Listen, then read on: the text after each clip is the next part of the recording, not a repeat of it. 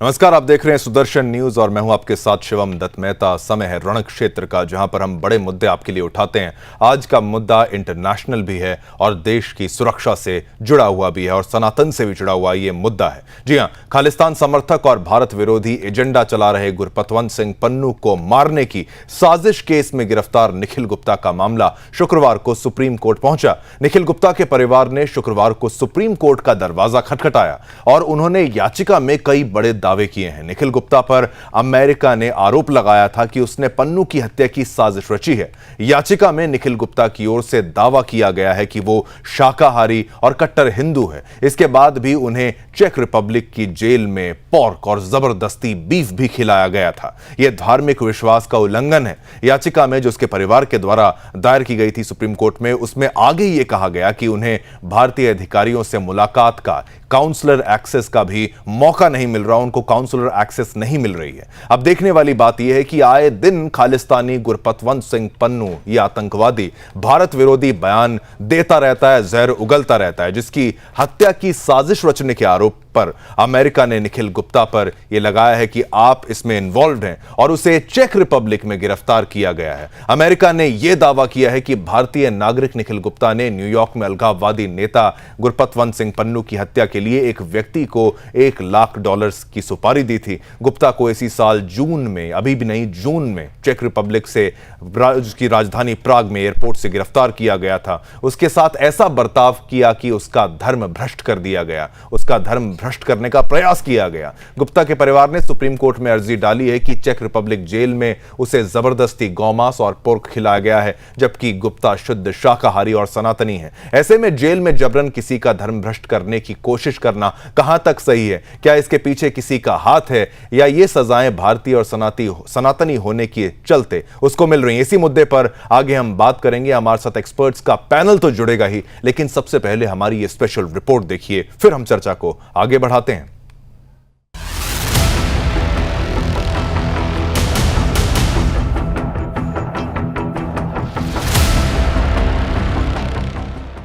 खालिस्तान समर्थक और भारत विरोधी एजेंडा चला रहे गुरपतवंत सिंह पन्नू को मारने की साजिश केस में गिरफ्तार निखिल गुप्ता का मामला शुक्रवार को सुप्रीम कोर्ट पहुंचा। निखिल गुप्ता के परिवार ने शुक्रवार को सुप्रीम कोर्ट का दरवाजा खटखटाया और उन्होंने याचिका में कई दावे किए।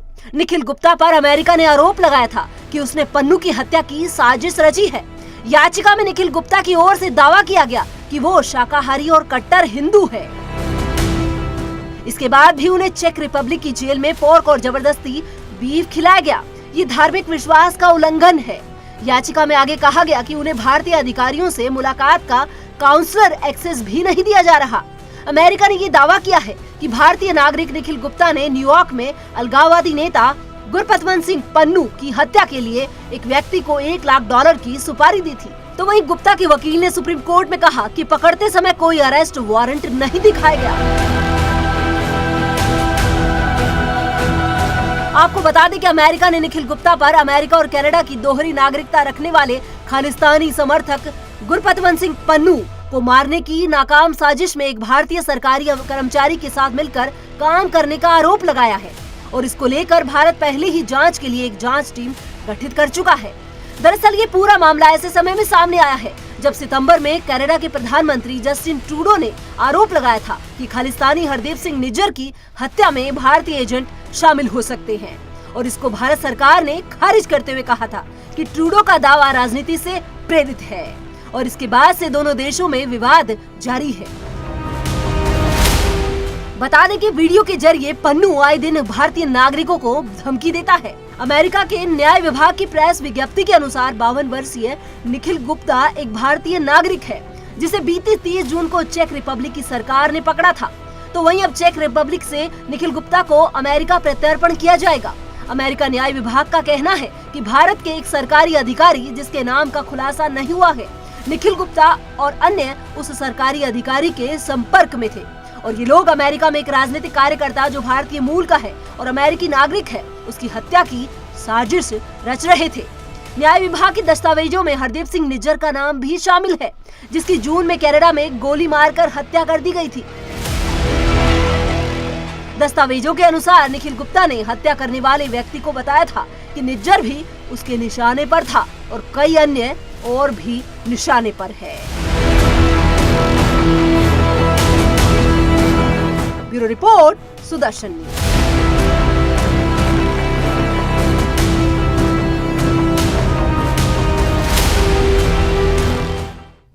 तो मामला बेहद गंभीर है। आखिर अगर आरोप है भी तो इस तरीके से कैसे एयरपोर्ट से अगर अमेरिकी एजेंट उसको गिरफ्तार कर लेते हैं, गिरफ्तार भी करेंगे और उसको किस तरीके से उसके साथ इंटेरोगेशन, जो जांच पड़ताल का तरीका, ये बिल्कुल भी सही नहीं। और आरोप ही तो है, क्या साबित हो चुका है क्या? और जेल में उसका मौजूद होना और उसके साथ इस तरीके का अमानवीय बर्ताव करना, चाहे कितना भी बड़ा गुनहगार क्यों ना हो, कानून सभी के लिए होता है। और ये मामला जो ऐसा है, इसी पर चर्चा करने के लिए एक्सपर्ट्स की पूरा पैनल हमारे साथ इस वक्त मेहमान जुड़ रहे हैं।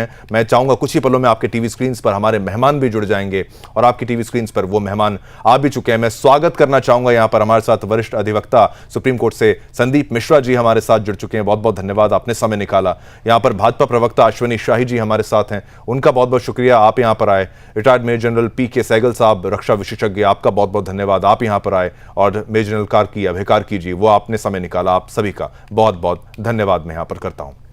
मामला क्योंकि इतना बड़ा है, मामला इतना संवेदनशील है और ये कानून से जुड़ा है। संदीप मिश्रा जी, पहला सवाल मेरा आपसे ही रहेगा कि परिवार की तरफ से गुहार ही लगाई जाती है, सुप्रीम कोर्ट भी उन्हें कहता है कि आप हमसे केवल अनुरोध ना करें, आप जहां सेच रिपब्लिक जो वहां की गवर्नमेंट है उससे अनुरोध किया जाए, क्योंकि आपकी हमारी ज्यूरिसडिक्शन में ये नहीं आता। पर इसकी सुनवाई को टाल दिया गया है, फिर से सुनवाई इस पर जरूर की जाएगी।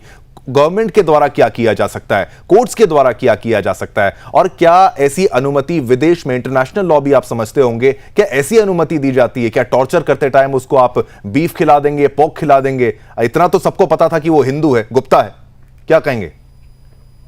देखिए, ऐसा है, हमारे साथ रक्षा विशेषज्ञ भी बैठे हैं और रक्षा विशेषज्ञ जो होते हैं उनको अंतर्राष्ट्रीय राजनीति का भी अच्छा खासा अनुभव होता है और दो विशेषज्ञ बैठे हुए हैं। मैं यहाँ पे एक बात कहूं कि ऐसे मामलों में जो इंटरनेशनल रिलेशन है, यहाँ पे ना कोई परमानेंट एनिमी होता है, ना कोई परमानेंट फ्रेंड होता है। दूसरी चीज, इमोशंस का कोई स्थान नहीं है इंटरनेशनल पॉलिटिक्स में। हम आप फोटोग्राफी करवाते हैं, सारी चीजें होती हैं, हमारे प्रधानमंत्री जाते हैं वहां पे, वहां के राष्ट्रपति आते हैं, फोटो सेशन होता है, सारी चीजें होती हैं। लेकिन जब बात आती है यूएस को अपने इंटरेस्ट के लिए, तो उसकी सारी डिफिनीशन बदल जाती हैं। आप देखिए, मानवाधिकारों पे बहुत बड़े बड़े लेक्चर देता है वो, लेकिन सबसे ज्यादा ड्रोन हमले उसने किए। बिल्कुल। पाकिस्तान में घुस करके, एक सॉवरेन स्टेट है, माना कि वो टेरर को स्पॉन्सर करता है, लेकिन घुस करके मारा उसने। लेकिन जब ऐसी जगहों पर हमारी भारत सरकार या ये कहें कि कोई अन्य व्यक्ति, अज्ञात व्यक्ति कार्यवाही करता है, तो उस तरह से उन लोगों के साथ अमेरिका की सरकार खड़ी होती है जो लोग भारत को खंडित करना चाहते हैं, जो भारत की संप्रभुता पे प्रश्न चिन्ह उठाते हैं। और एक चीज समझिएगा, यहां पर इसके पीछे बहुत बड़ी बिल्कुल एक इंटरनेशनल कॉन्स्पिरेसी। बिल्कुल बिल्कुल, बोलिए बोलिए बोलिए संदीप जी। उसको जो है कहीं ना कहीं अमेरिका एक बैकडोर से जो है कनाडा को सपोर्ट कर रहा है कहीं ना कहीं। नहीं तो ऐसे मामलों में जो है हमारे और अमेरिका के बीच डिप्लोमेटिक रिलेशन बहुत अच्छे हैं और शायद इस तरह की बातें, इस तरह के आरोप नहीं लगते। एक सबसे बड़ी बात जो आप बता रहे हैं कि चेक रिपब्लिक में उसकी गिरफ्तारी हुई है और निखिल गुप्ता का कहना है कि मेरी गिरफ्तारी जो की गई है यूएस एजेंट द्वारा की गई है। तो एक सॉवरेन स्टेट में घुस करके एक दूसरे देश के इंटेलिजेंस एजेंसीज किसी को अरेस्ट करती है, यह बहुत ही बड़ा मतलब सॉवरेन पावर का वायलेशन है, मेरा मानना है। दूसरी चीज, अभी आपका ना काउंसलर एक्सेस नहीं दिया गया, ये तो जिनेवा कन्वेंशन का उल्लंघन है। तो इन सब बातों में मुझे लगता है कि दोनों ही लोगों को, भारत और अमेरिका के लोगों को मीडिया टीवी डिबेट में कुछ बोलने की बजाय डिप्लोमेटिक चैनल पे काम करने की आवश्यकता है और डिप्लोमेटिक चैनल से ही इसका हल निकलेगा। शायद इसीलिए सुप्रीम कोर्ट ने भी जो है मामले में दखल देने से पहले कहा कि भारत सरकार पर अपनी बात रखिए और भारत सरकार जब कुछ करती है फिर उस पर हम देखेंगे जो है। बिल्कुल। मेजर जनरल कार्की, आपने पूरे मामले को समझा, पहले भी इस विषय पर हमने चर्चा आपके साथ भी की थी। आप ये वो जो आरोप वहां पर लगाए जा रहे हैं, अमानवीय व्यवहार तो उनके साथ किया जा रहा था। कह रहे हैं कि भाई गाड़ी में बिठा के, एक काली वैन के अंदर बिठा के लगातार 3 घंटे उनको घुमाया, इंटेरोगेशन की इलीगल तरीके से। उसके बाद उनको जो सच गवर्नमेंट को हैंडओवर कर दिया गया। ये पूरी प्रक्रिया किसी मूवी के सीन की तरह की लगता है, जैसे कोई हॉलीवुड की मूवी हो और अमेरिकन एजेंट्स वहां पर पहुंच जाएंगे, हर जगह पहुंच जाएंगे। लेकिन भारत से रिश्ता सबको बेहतर चाहिए, भाई चाइना से आपकी प्रॉब्लम है, तमाम इस्लामिक देशों से आपकी दिक्कत है, आपको हमारी मदद इजराइल में भी चाहिए, लेकिन जब हमारा मामला आता है तब आप ऐसे बिहेव कर रहे हैं कि भाई आप हमारे कोई मित्र हैं ही नहीं, आप कानून का हवाला दे रहे हैं। और किसको बचाने की कोशिश कर रहे हैं? गुरपतवंत सिंह पन्नू को, इस आतंकवादी को। कार्की जी,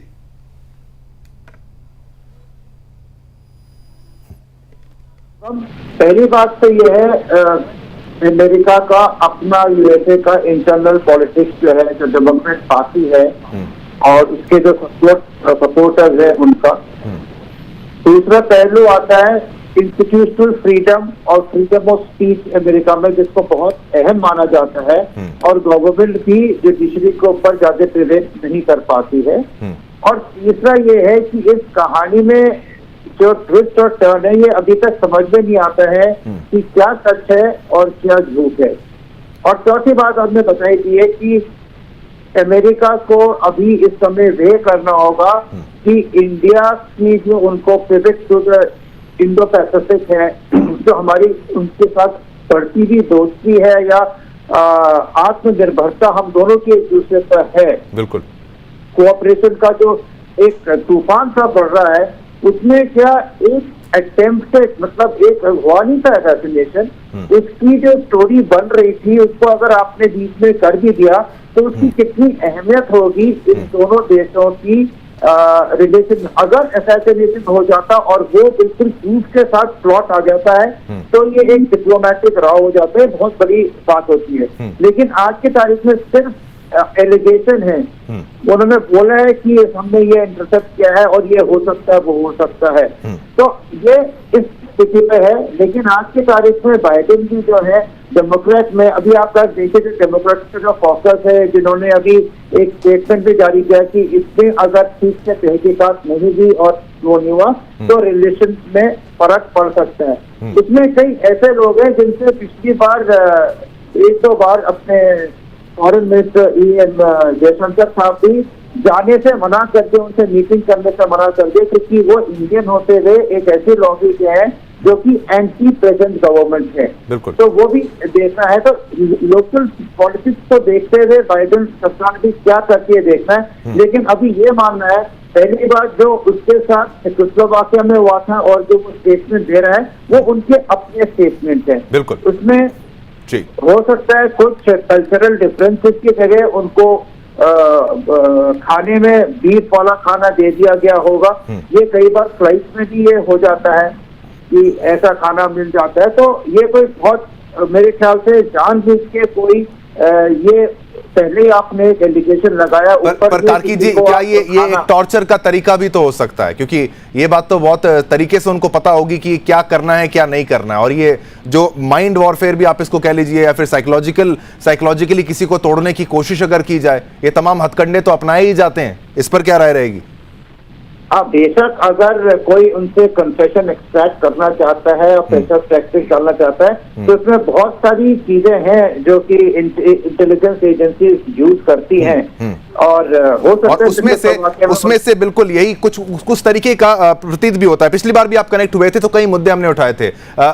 सहगल साहब, आपसे मैं अगर ये सवाल पूछूं कि वहां पर जब नाम लिया जाता है तो एक CC1 इंडियन गवर्नमेंट एम्प्लॉय को बताया जाता है जो कि एक्स यहां पर सीनियर CRPF ऑफिशियल था, ये उन्होंने बताया। उन्होंने फिर बताया कि भाई निखिल गुप्ता को हायर किया, उसने किसी को, CC1 ने निखिल गुप्ता को हायर किया, निखिल गुप्ता ने फिर किसी और को अप्रोच किया, वो US गवर्नमेंट का निकला। इतना क्या इजीली ट्रैक हो पाना किसी भी बड़ी सिक्योरिटी एजेंसीज के लिए, खासतौर पर भारत का, अगर हमें वाकई किसी को मरवाना होता तो क्या इतना मुश्किल हो जाता? और जो चैटिंग पकड़ी जाती है, इन सब चीजें पकड़ी जाती हैं, क्या इतने लूप होल्स आपको लगता है क्या कोई सिक्योरिटी एजेंसी, कोई इंटेलिजेंस एजेंसी इतना अनइंटेलिजेंट काम करेगी क्या? ये जो आरोप लगाया जा रहा है यूएस के द्वारा, या फिर इसके पीछे बहुत बड़ी साजिश आपको भी नजर आती है?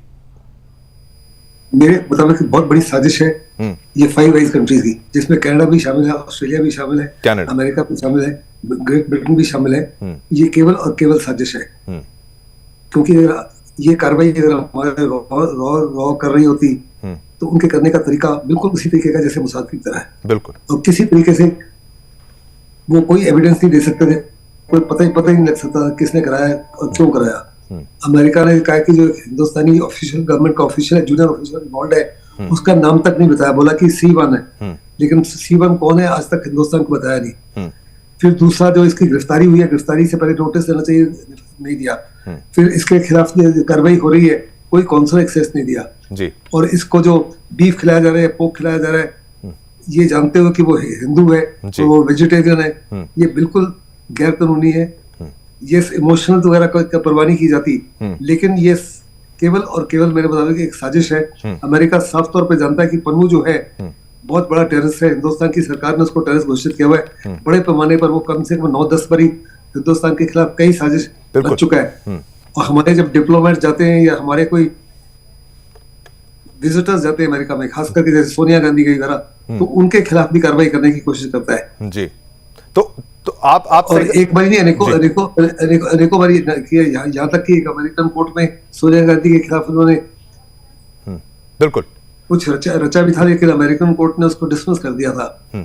ये तमाम चीजों को जानते हुए और वो खुले तौर पर हमारे जो अभी जहर उगलता है, जहर उगलता है। गुरुद्वारे में जाते हैं, उनको ह्यूमिलेट किया जाता है, फिर वो साफ तौर पे खुले तौर पे कह रहा है कि एयर इंडिया के एक हवाई जहाज को उड़ा देगा।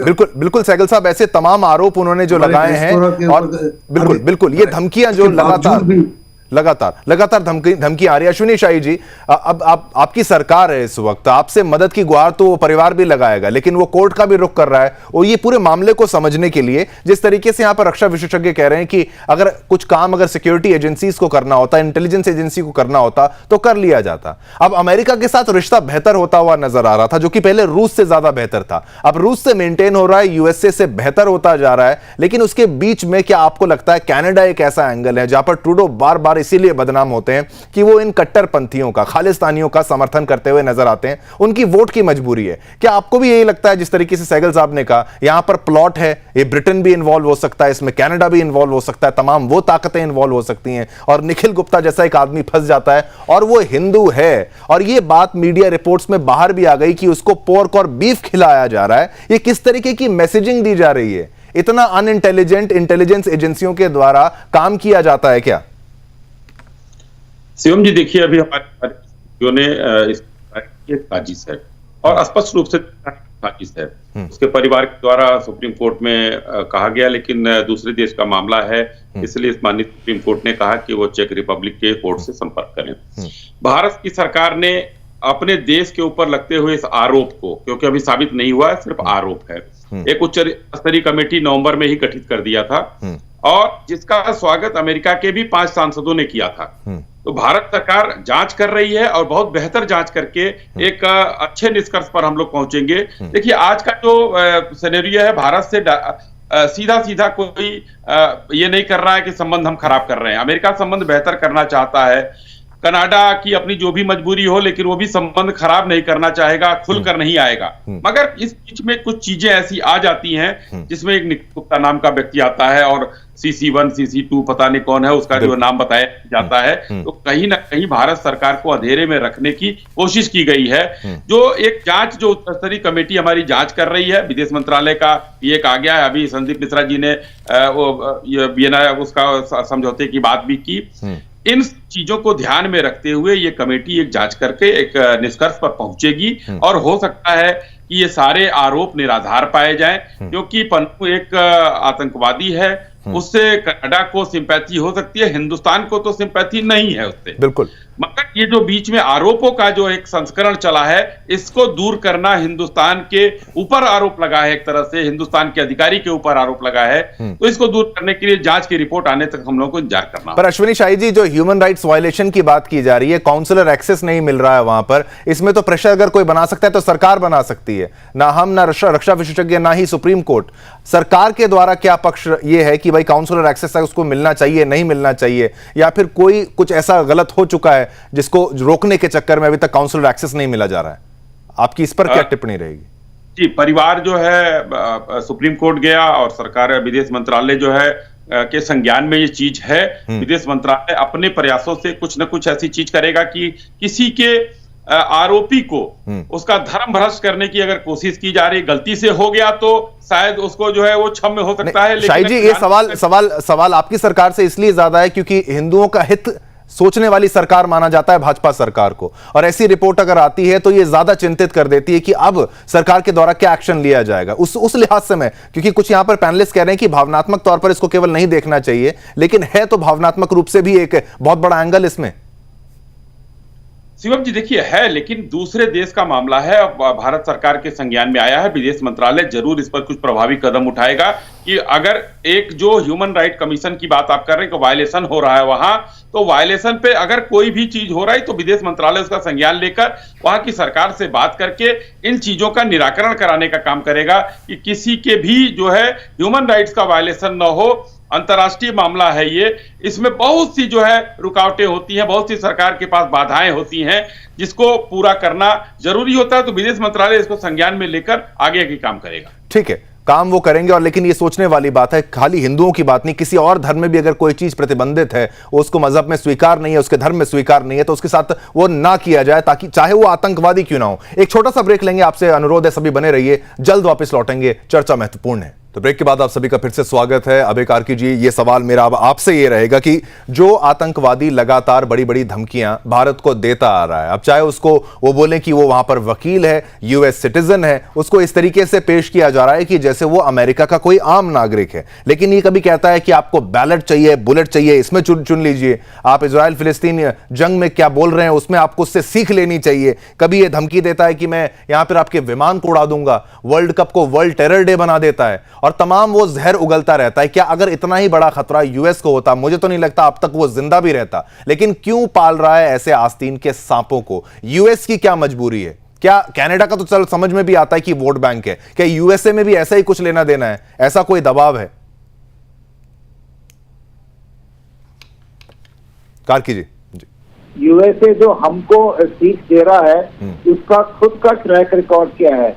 अभी आजकल एक खबर आ रही है जिसमें कि एक सीआईए के पुराने ऑफिसर है जो बहुत हाई रैंकिंग है, रॉबर्ट क्रोली, उन्होंने एक कन्वर्सेशन विद क्रो एक किताब में स्टेटमेंट दिया है, ग्रेगरी डगलस है जिसने ये किताब लिखी है, और उसमें साफ उन्होंने इंडिकेट किया है कि शास्त्री जी और होमी बाबा दोनों का असैसिनेशन सीआईए ने किया है। ये आजकल सुर्खियों में आ रहा है।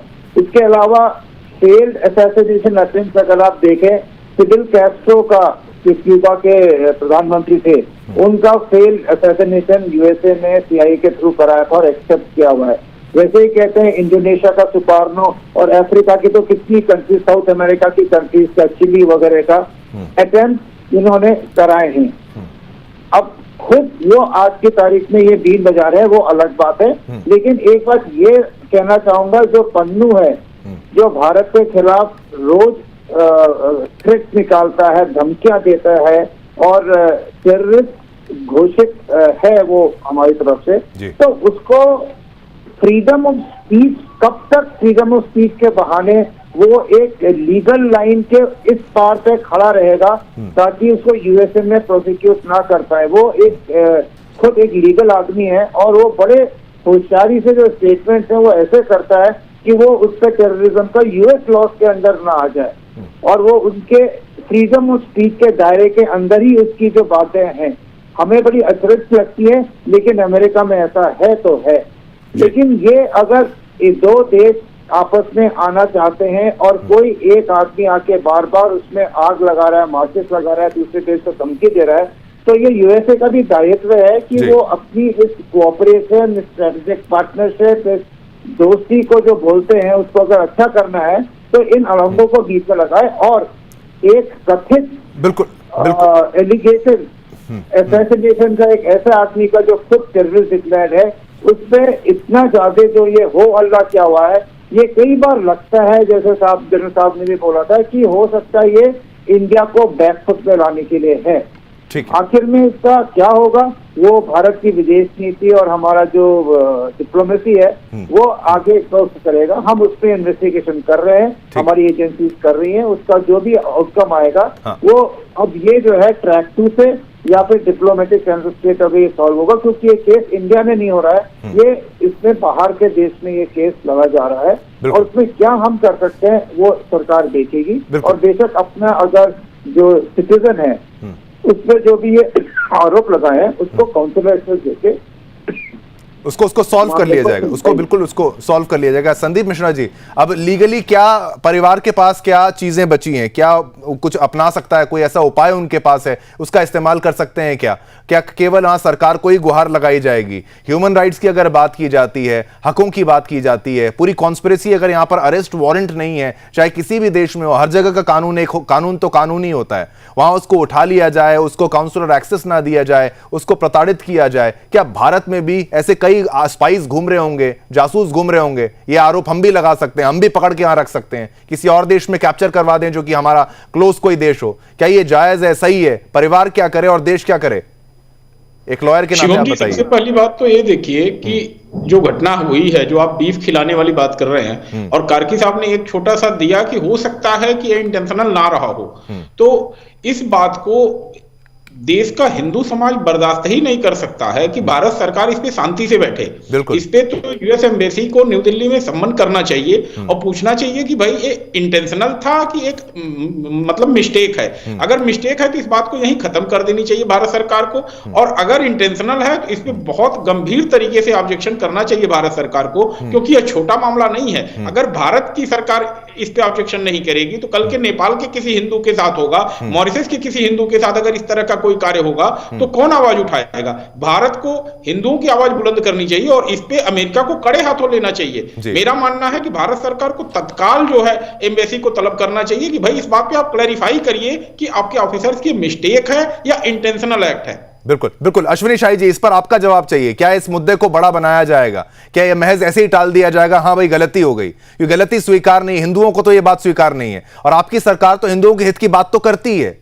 क्या इस मुद्दे को आपकी सरकार अब बड़ा बनाएगी? इस चर्चा के बाद इसमें कुछ और जोर डलेगा कि नहीं? शिवम जी, देखिए, सरकार जो है हर बिंदु पर, हर पहलू पर अपनी नजर बनाए हुए है। ये मुद्दा आया है तो इसमें हिंदू मुस्लिम का पक्ष न देखते हुए एक मानवाधिकार का पक्ष जरूर देखा जाएगा कि वहां पर क्यों आखिर खिलाया गया। ये वहां की विदेश मंत्रालय, मैंने पहले भी कहा कि विदेश मंत्रालय इस पर बहुत पैनी नजर बनाए हुए है, क्योंकि मामला डिप्लोमेटिक है। कनाडा हमारे हमेशा विरोध में काम कर रहा है, इस समय हमेशा सोच रहा है, अमेरिका से हमारे अच्छे रिश्ते हैं, तो वहां पर एक डिप्लोमेसी काम करेगी। और उसकी बाद जो है विदेश मंत्रालय इस पर जो है चीजों को नजर बना के ये पूछेगा, जरूर पूछेगा, कहीं छोड़ने वाली बात नहीं है। हमारा अगर मुस्लिम भाई भी होता और उसके साथ कोई दुर्व्यवहार होता तो भी हम पूछते। हिंदू और मुस्लिम की बात नहीं है, यहाँ एक भारतीय की बात है। और उसके साथ अगर कोई भी इंटरनेशनल लॉ के हिसाब से गलती होती है तो हिंदुस्तान आज इस स्थिति में है कि चाहे वो अमेरिका हो, रसिया हो, चाइना हो, किसी से भी पूछ सकता है। अश्विनी जी, एक कड़ा रुख तो इख्तियार किया जा सकता है, इसका विरोध, इसका खंडन तो इस तरीके से किया जा सकता है कि एक मैसेजिंग चली जाए कि भाई सरकार यहां पर चिंतित है, क्रोधित है। अगर इस तरीके से इसको पेश कर दिया जाए तो शायद दबाव ज्यादा पड़ जाए, और इस वक्त आप हम माने कि यूएस की भी हार हो सकती है, चेक रिपब्लिक गवर्नमेंट की भी हार इस मामले में हो सकती है कि गलती आपने इतनी बड़ी क्यों नहीं करी, क्यों करी, क्यों इस मामले को इतना तो उठाया जाए। शिवम जी, मैंने कहा, देखिए, हर पहलू की जांच हम लोग आज यहाँ बात कर रहे हैं। हो सकता है कि हमारे मुंह से कुछ अच्छा निकल जाए या कुछ गलत निकल जाए, तो यहीं पर बात समाप्त हो जाती है।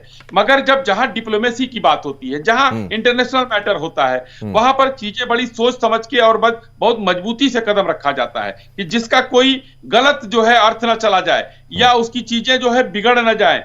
तो इसलिए वहां पर मैं बार बार आपसे यही कह रहा हूं कि विदेश मंत्रालय, हमारे विदेश मंत्री जी की इस समय विदेश नीति किसी से छिपी नहीं है, शानदार तरीके से जवाब देते हैं, चाहे कोई भी हो। अभी कुछ दिन पहले जब देखिए किस तरीके से कोरोना के समय में रसिया के मामले में उन्होंने जवाब दिया, तो जवाब देने का काम विदेश मंत्री जी बहुत शानदार करते हैं। और इस मामले में भी आप धैर्य रखिए शिवम जी, एक अच्छा मैसेज यहां से जाएगा और सरकार का मजबूत मैसेज कुछ दिन बाद हमारे आपके सामने रहेगा। बिल्कुल।